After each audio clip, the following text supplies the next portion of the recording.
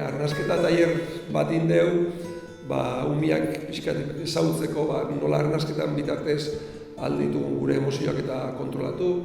Eta gaur eguneko gizarte honetan hainbeste estres, hainbeste velozidadeon gizarte honetan, arnasketa da erreminta bat ezin deuna desaprobetxatu.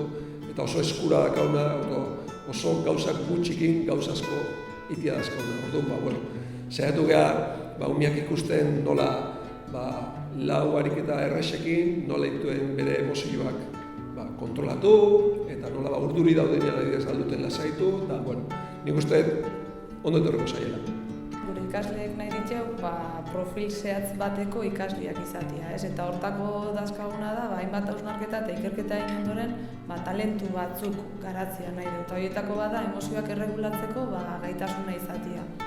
Ze hobeto hori baino, hori lantzeko, hasikin indeune tailerra, arnasketaren tailer honekin, gure ikasleek beraien emozioak erregulatzeko, hainbat bide eta hainbat erraminta eskuratzea.